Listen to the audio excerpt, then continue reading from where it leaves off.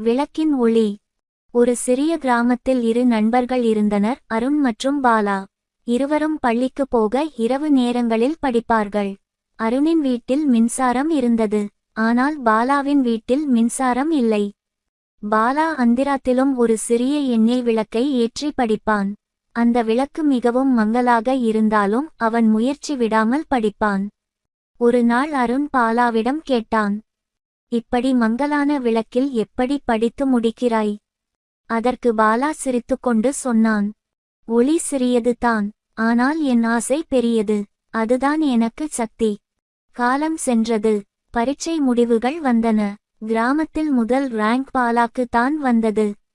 அருண் ஆச்சரியப்பட்டு கேட்டான், இது எப்படி முடிந்தது? பாலா மீண்டும் அதே சிரிப்புடன் சொன்னான், ஒளி இல்லை என்பதே காரணம் இல்லை, முயற்சி இல்லாததே காரணம். நல்வழி. சூழ்நிலை எப்படியானாலும் முயற்சி பிடித்தால் யாரும்